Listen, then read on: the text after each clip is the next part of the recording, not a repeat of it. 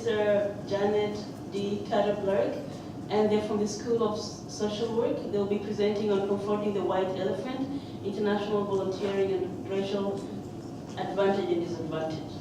Okay, welcome.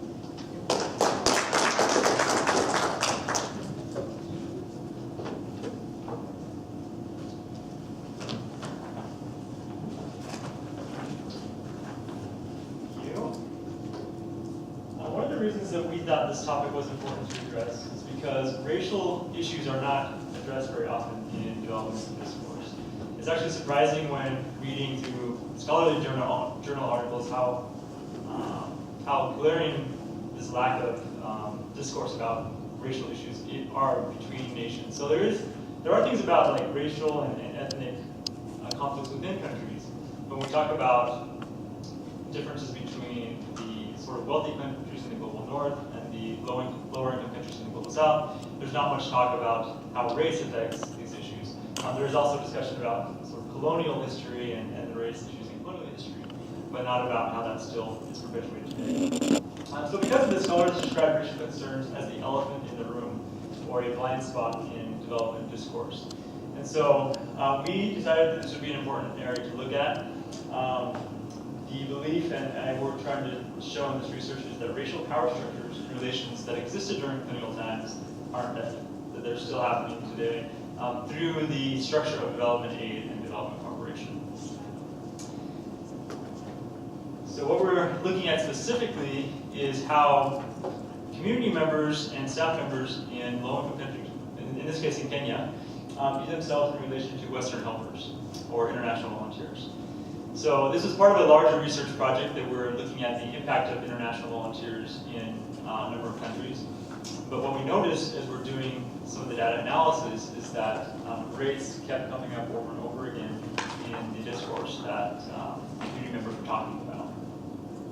So we're trying to understand how the race of international development volunteers influences the recipients or the intended recipients' internalized sense of power, agency, and basically how they're able to control their own livelihoods. So the methods of this research is a retrospective case control study. So basically, we did primary data collection in Kenya, spent a month in Kenya. There were 3 researchers, 2 American, 1 Kenyan, and went to a number of different villages and we went to the main city as well as sort of rural areas outside. We had 24 structured staff member interviews, and these interviews were about 45 minutes long, and these were with staff members who hosted international volunteers. So there was organizations on the ground, or partner organizations, that host volunteers, usually from, in this case, there were 6 countries: Canada, Germany, Italy, Japan, Norway, and the UK.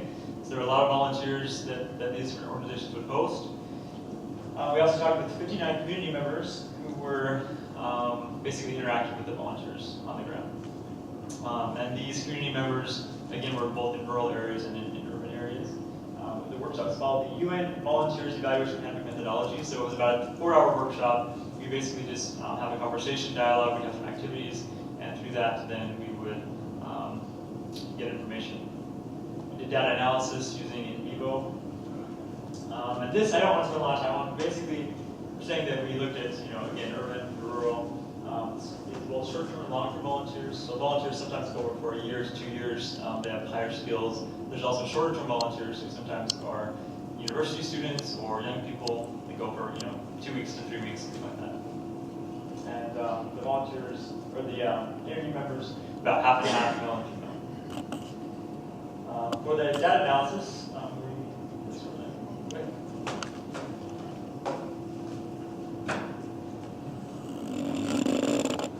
So for this project, the data analysis, the qualitative interviews and focus groups were translated first, transcribed, and recorded, of course. And LSTI was the software that was used in the coding and the analysis of the responses, in particular the key responses. And in terms of the results, 88% of the respondents preferred volunteers from outside of Africa, and primarily based on their perceptions of racial difference. For for example, in this quote, where you go to certain places with Mzunga, then people want to listen to you, as opposed to if you had a black. We also found that study results show a strong association between race and these 4 areas: resources or assistance, knowledge, expertise, and skills, trust, and then caring and compassion or benevolence.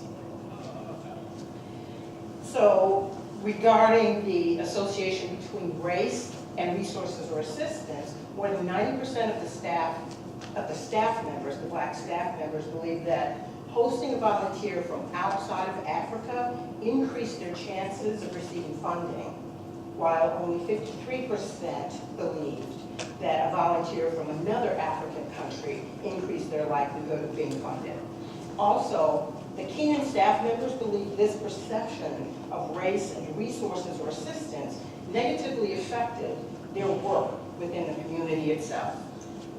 So when we look at a couple of excerpts from the narratives, the general perception of the people always want to have money, and in return to the staff members' sense of this creating a disruption in their ability to work effectively with the community and the organization. The community can see me with a Mzunga. They think that next year I will be going to America. He will be rich. Everybody wants to be like me. Shifting the dynamic relationships between the organizers and the community members, the staff members and the community members. Or when I see a Mzunga, there's this culture of expecting good from them. I think for the community, they will prefer volunteers because of this perception.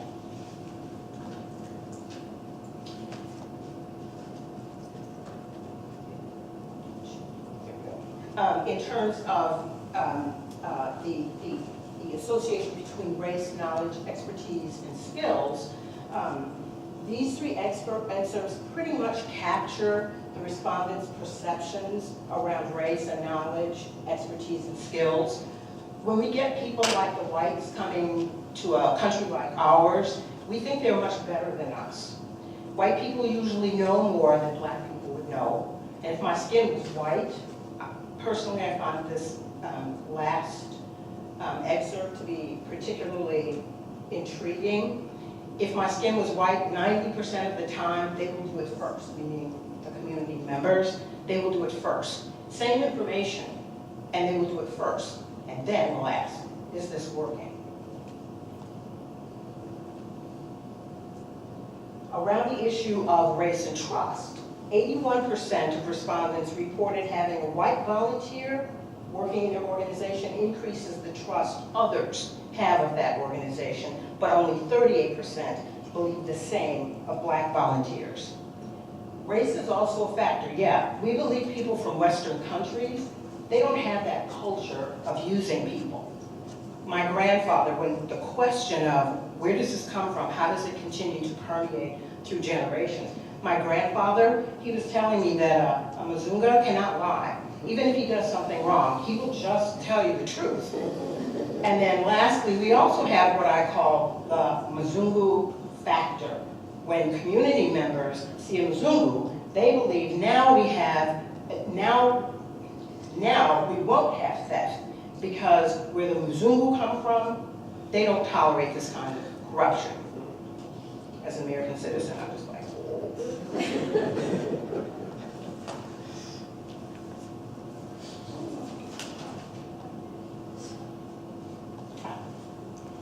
I'm sorry, and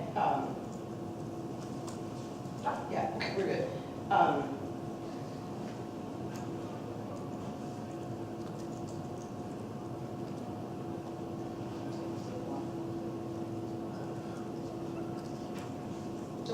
Okay, race and benevolence.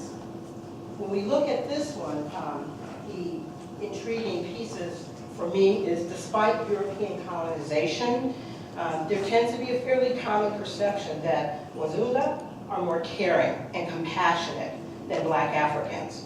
And respondents shared a number of narratives of white volunteers, and in this particular excerpt, the respondent was talking about observing the interactions between white volunteers and children.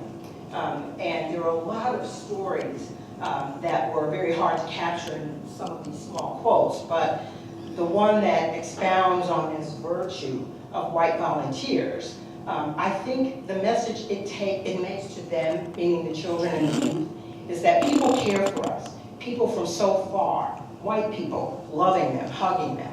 And there was one story that really, in my mind, just resounded with this perception, and it was an individual who talked about being at a celebration, and there was a white female volunteer and a young child who offered this person a flower, and as they said, it was just kind of a weed that the child had picked. But the volunteer responded with, hugging the child and thanking them, and just this gratitude for the child's gesture. And then their follow-up was, but had that been a black man, if that had been a big man, that would not have been acceptable at all. It would have been a completely different reaction.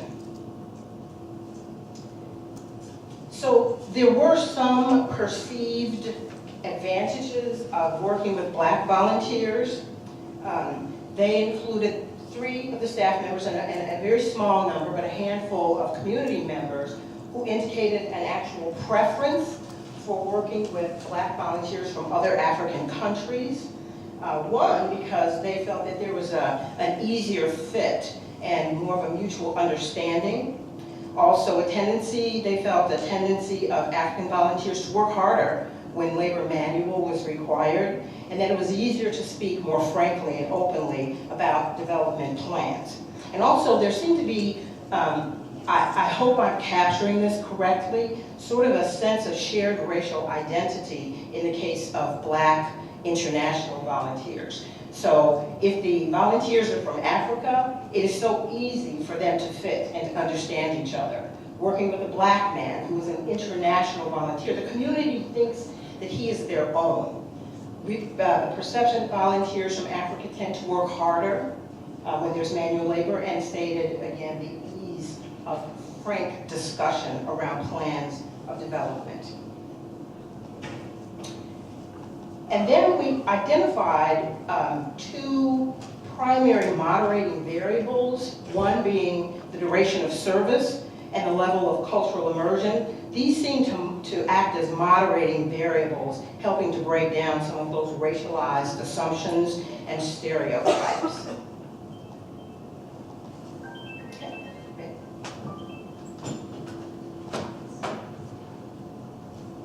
Have a couple more slides, but I think there's a number of different areas where we could have a discussion about what these findings mean and why these perceptions exist. But in terms of our premise, obviously I think it was clear that racial issues continue to permeate development discourse, and a lot of it is because of the perceptions. It's not just about white and black, but it's also the convolution between development aid and color of skin. And so a lot of the structure of aid discourse, where we're helping, we're coming to provide aid and assistance, that becomes tied up with racial issues as well. And that affects the community members' internalized sense of power, agency, and what it means to be black or to be white. I want to also say that this it's damaging to both the volunteers and to the community members, these perceptions, because the volunteers also, the expectations that are placed on them to provide aid and assistance often are unreal when they're, sometimes young people with not much money themselves and not having the ability to provide aid, and yet that expectation is placed on them. So in terms of implications, there's a lot of things that can be done at sort of the structural level, but we're thinking as social workers working in communities, what can be done.